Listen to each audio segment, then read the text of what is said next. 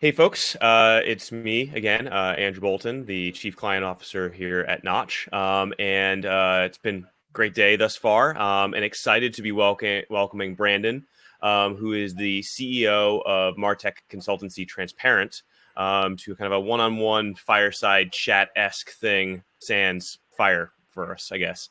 So welcome, Brandon. Thank you. It's great to be here, Andrew. Thanks for having me. Yep. So for those folks who are not familiar with Transparent, give us the quick plug. What are you guys all about? Oh, sure. It's like you said, we're a marketing data technology consultancy. So we help our clients sort of, frankly, harness the power of data, frankly, at the start to better understand their customers, how to do a better job of engaging and communicating with them and driving towards better outcomes for their company. And so we work on the technology, the data, the operations, and set them up for future success. Yeah, and I think that obviously data is a hot topic in general, but it's becoming more and more of a hot topic when it comes to content, as more focus and more scrutiny is going against the budgets there. Maybe just talk us through, generally some of the pain points your clients have been experiencing when it comes to that merging of content and data. Yeah, it's funny. It's been a topic for many years now, and I think the biggest pain point, frankly, is really around I would say the integrity of the data itself, and the ability to fully utilize that to inform content at scale. I think it's a capabilities thing. It's in terms of having the right infrastructure to do it, and also having the right data with the right quality behind it. And then just people that understand how to actually make this work in a way that becomes meaningful back to the customer at the end of the day and creating value for that customer. Mm-hmm. So obviously, this previous year has been different than most. What are some of the customer needs that you've seen from a MarTech perspective that have changed in the last few months, and how do you think that's going to be impacting the path forward? Yeah, I think there's really three forces at play here, to be honest, and one of them is we just saw 5 years of digital acceleration in 5 months, and so that's created this abundancy of data that's now sitting inside these organizations, and frankly, they're trying to figure out how to organize it, and many of them don't even have a proper plan to organize that data. What we articulate is a data strategy. So that's the first fundamental thing. Mm-hmm. The second is this pressure to build first-party data, right? There's lots of news, lots of pressure around regulations and privacy regulations, just general regulations, and the changes that big companies are making, like Google and Apple and others, to sort of deprecate cookies, right? And so that means there's going to be an increasing need to drive more first-party data. And then the third one, which is influenced by the previous two, and really important when it comes to content, is there's a greater emphasis on personalization. How do I use this data to actually create more personalized communication with my customer or prospect to help keep them engaged if they're already a customer, to help acquire them, to help build a trusted relationship with them. And that's done through doing a better job of tying together the data with the right content to achieve that. Yep, for sure. So, the topic of this chat is about this idea of content tech. Talk a little bit about what that means. I think everyone's familiar with ad tech, advertising technology, MarTech, marketing technology, content tech. What is that? And what is the need for that within kind of the greater MarTech ecosystem? Yeah, I think it all comes back to this whole notion of storytelling, right? If you start there in this reality of what brands are trying to convey to their customers is a story that resonates with them. That's going to get them to it's going to trigger a behavior, right? To get them to purchase a product. And so, to make that happen, you have to think about the customer and their behaviors throughout the journey they're going to have with you as a brand. Mm-hmm. And so in order to do that, you have to properly stitch together the right set of data, right? Based on your known understanding of that customer, whether that information on the customer is demographic, it's psychographic, it's location based, a variety of those elements that you build a profile of that individual over time with the right data, and you continue to be persistent with that build over time. And then you're able to think through, by understanding the customer, what point do you deliver them content they're going to need? And I always love to use it's an older brand, but it's still very relevant, which is like Baby Center, right? The idea of like, if you're about to have a baby, right? They're delivering you content 9 months before you have that baby, and then like years afterwards, right? To help you think through the things you need to do. And so they're very good at refining the content that's important to you as a mother or father that is helping to grow that child, right? So companies really need to think through how they want to, again, bring the customer along on the journey to maintain that trusted relationship with them. Yep. And you mentioned, about this idea of the rise of the need for first-party data, and alongside of that, we're seeing the rise of the owned content hub. There's a reason for that. They're kind of intrinsically linked. Can you talk through a little bit this idea of content as a data capturing opportunity?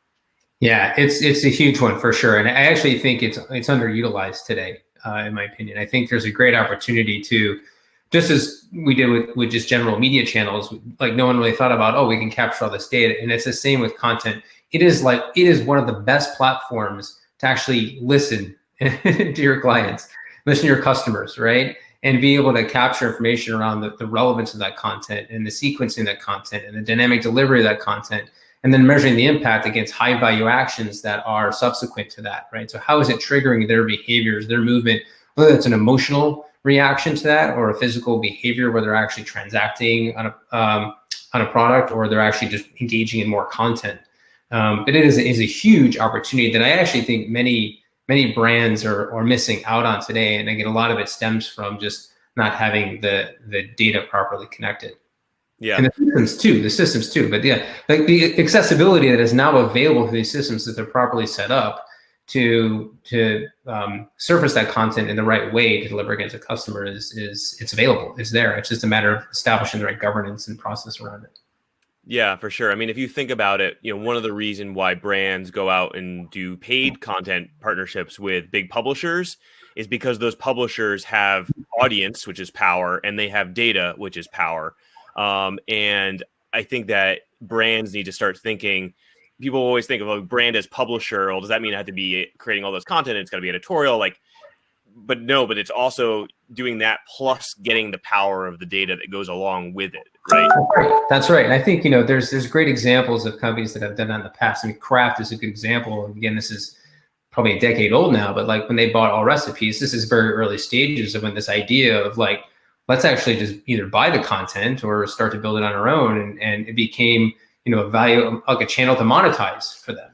And I think similarly, there's lots of other companies that are out there doing this now, whether you look at even some of the health and pharmaceutical companies like a Walgreens, some of the even new emerging, like this whole notion of like buying and transacting homes through companies like Zillow, right? They're creating content, which is really important to help inform a customer who's going through that process of what the needs are. And it's being able to deliver that in real-time aspect, again, to help navigate them through, in some cases, very complex experiences.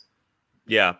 And I think that another interesting manifestation of that as well is this idea that if you have a strong owned content hub or team or destination, the audience that comes there is almost like an on-tap focus group in a way. That's right. You were mentioning earlier, it's like it is a great way of hearing your voice of the customer right there. You can test out ideas in a smaller scale. You can test different positionings, see what's resonating, see what's not resonating, and then bubble that up to other parts of the marketing organization. So, we have, one client who looks at their content as this test bed. They take the data that we're providing them around emotional response and engagement, and then they are then taking that and turning it into, larger display campaigns, or how do we incorporate this into our TV ads even, and really breaking that system of, oh, well, in order to do our big creative idea, we have to do all this pre-testing and we have to do panels and da-da-da-da. They're just going to create content, see if it works, see what sticks, and then activate on it. Yeah, there's in today's world, there's no time for going through all the focus groups, the testing. Like, you have a message you need to get out there to your customers because they want to hear it. And to your point, like having that real-time listening platform is a huge advantage. And I think, like I said earlier, it's underutilized, it's maybe misunderstood. And I think there's opportunity for brands to really understand how to invest in a platform like a data hub, a content hub like that, to listen, learn, and quickly apply back to the marketplace. And we're seeing a lot of even a lot of our customers that are thinking through this is the application integration with even A/B testing platforms, right, on their side. So it's like you're testing products against messaging against consumers, and you're able to have that sort of real-time loop so that you can constantly build off. And to your point, it influences not just the own channel communication, but even what you're doing in paid media. Yep, for sure. So when you're thinking about MarTech, ContentTech, a little bit of both, like what are some of the holes that you see your clients struggle with what the stack that they currently have as it relates to content?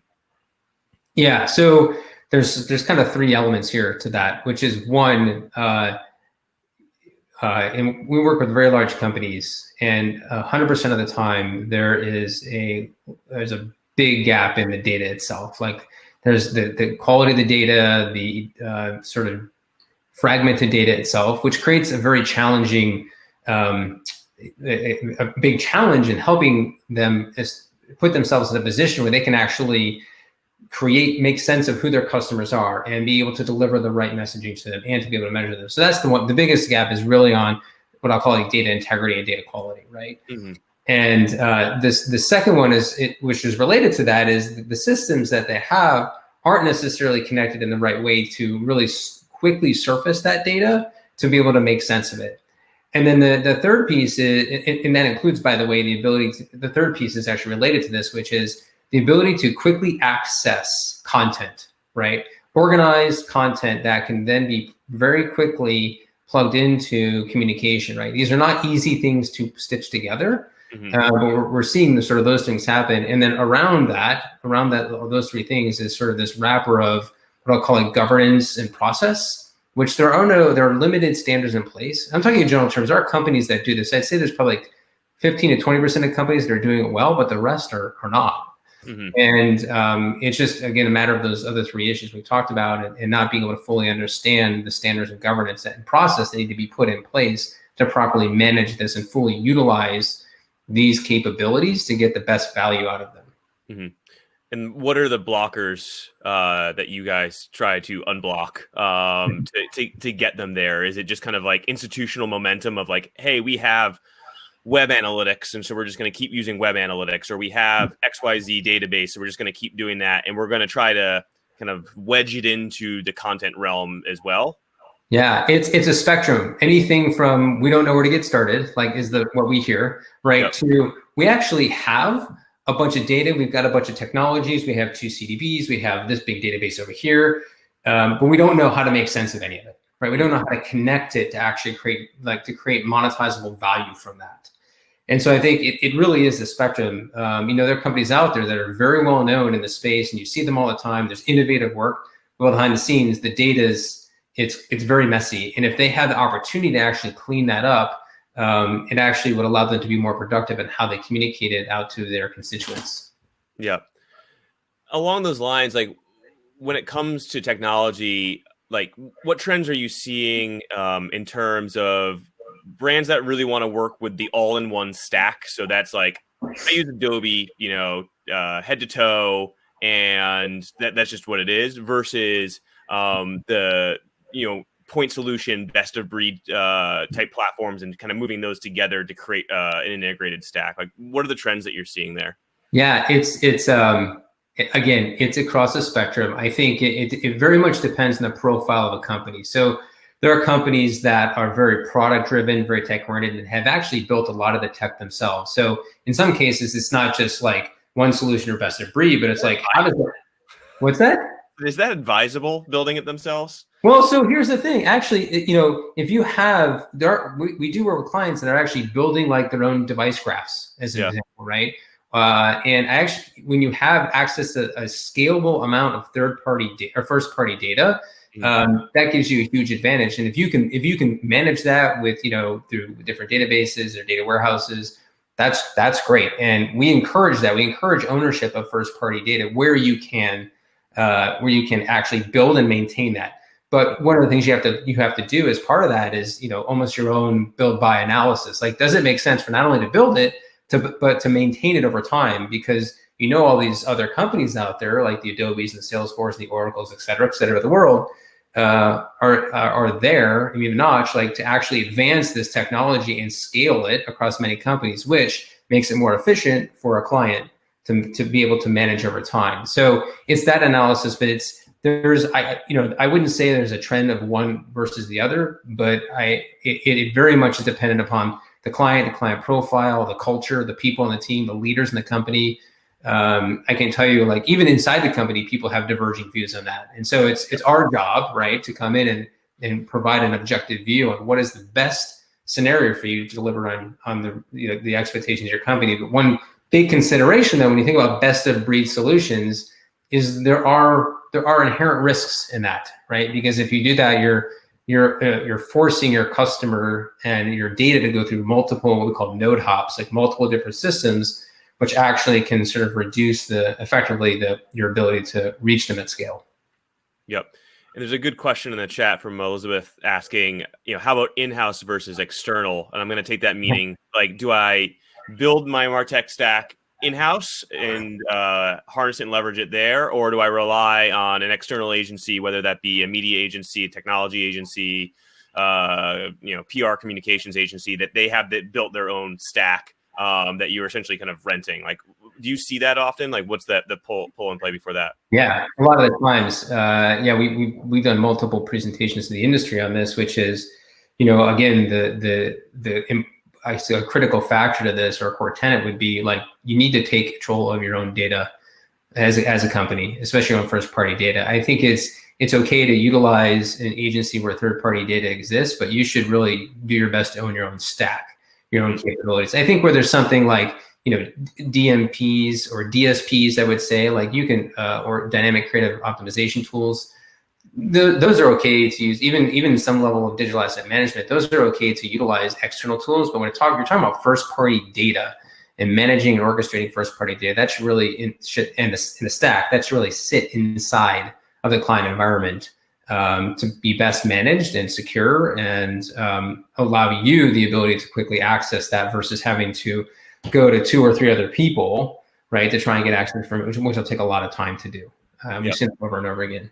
And I'm sure the value of that in-house capability is only going to increase over the years, correct? Yeah, that's right. I mean, you're already starting to see a big shift. I mean, I will tell you that for all the clients we've done modeling for, they have started to slowly migrate people in-house to manage that technology. They're creating centers of excellence around marketing technology, where they bring in leaders that are former agency people or from platform side, right, to run those. But there's still going to be reliance on really smart external capabilities. I think specifically around those capabilities that will evolve over time, specifically around content delivery, specifically around advanced analytics and AI. I think it's going to be a while before you actually will be able to fully manage something like that in house. It's going to be evolving at such a rapid pace. Yep, for sure.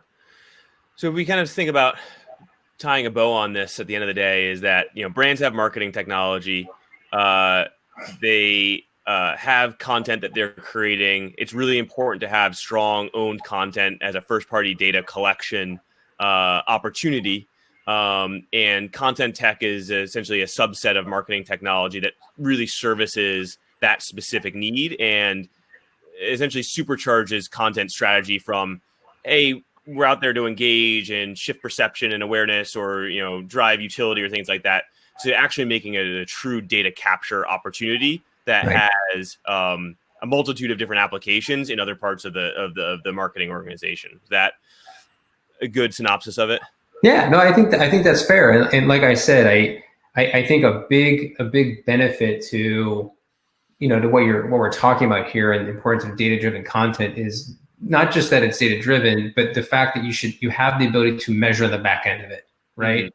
And measure and understand and get smarter about it over time. So I think that there's, again, like I said, I think it's an underutilized capability today. People have been talking about it for the last 10 years. And I think it's getting to that tipping point where, because if companies are able to really latch onto the data and get high quality data in and accessible content through a data hub, a centralized data hub that's well organized, I think it's very feasible, and it should be. Like, there's a lot of value that can be created there, and we're seeing it over and over again with the clients we work with. Great success in personalization, with this type of solution in place, where they're seeing improvements in growth in the business, as well as the efficiency at which they can get that growth. So it's definitely, it can definitely add value to an organization as long as you do it right. Yep. Do you think this data savviness and this idea of MarTech or ContentTech either, do you think that will keep in the purview of this, or I shouldn't say keep, fall under the purview of the CMO of the future? Or is this still like a CIO, CTO, CMO kind of battle of who owns the stack, who owns the data, who's doing what? Just curious. Sure. Yeah, now you're getting into the organizational change management aspect. But yeah, I mean, honestly, it's a combination too. I think, when you talk about, you could also argue it's like a customer experience person too, right? So I think there needs to be, honestly, in this scenario, as we move into what I'm like this next wave of MarTech, a much greater level of collaboration between CIO, CMO, CXO, whatever you want to call it, like that leadership team, and really embracing, the investments in these capabilities, because they are going to be a real thing they are a real thing now, and they will continue to be a real thing in the future. And there's case after case. If it's done right, it can absolutely add value back to the customer, which is most important, and then obviously back to your organization as a result of that. Yep, awesome. Well, we are out of time. Brandon, thanks for joining and dropping some knowledge around data and stacks and whatnot on the audience. They can find you on LinkedIn. Feel free to connect with Brandon in the chat as well. And if you have any questions, please reach out to him. So, Brandon, thanks again so much. And thank you to everyone for listening. Thank you, Andrew. Thanks, everyone. Take care.